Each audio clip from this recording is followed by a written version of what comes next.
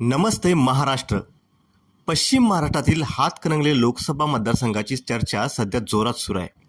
2019च्या निवडणुकीत हातकणंगले मतदारसंघातून शिवसेनेचे धैर्यशील माने यांनी स्वाभिमानीच्या राजू शेट्टींचा पराभव केला होता. त्यावेळी शेट्टींना खासदारकीची हॅट्रिक साधता आली नाही. 2019मध्ये स्थानिक जनतेचा प्रश्न, जातीचं राजकारण, कारखानदाराशी जवळीकता आणि वंचितच्या मतविभागणीचा मोठा फटका शेट्टींना बसला होता.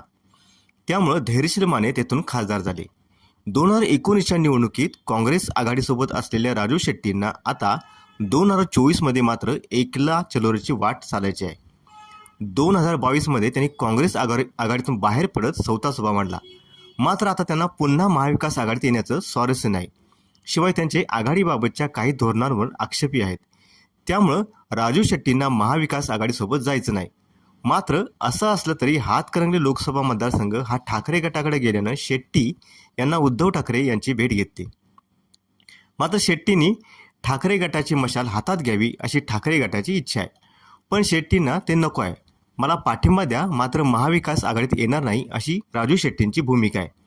शिवाय त्यांनी महाविकास आघाडीमधील फक्त ठाकरे गटाशीच बोलणी केली. ही सगळी पार्श्वभूमी पाहता शेट्टींना आपल्या पराभवाचं उत्तर काढण्यासाठी महाविकास आघाडीशी जुळून घ्यावे लागेल का, हे येणाऱ्या काही दिवसात स्पष्ट होईल. शिवाय शिवसेनेच्या धैर्यशील मानेंवरील जनतेच्या असलेल्या नाराजीचा फायदा घ्यायचा असेल, ठाकरे गट आणि महाविकास आघाडीची ताकद शेट्टींना लागली तर त्यांचा विजय सुकर होईल अशी शक्यताही वर्तवली जाते. मात्र या सारांमध्ये जर ठाकरे गटानं आपला स्वतःचा उमेदवार उभा केला तर राजू शेट्टींपुढील अडचणी आणखी वाढण्याची शक्यता आहे. हा व्हिडिओ तुम्हाला कसा वाटला हे कमेंटमध्ये सांगा आणि न्यूज भारीला सबस्क्राईब करा, लाईक करा आणि शेअर करायला विसरू नका. जय महाराष्ट्र.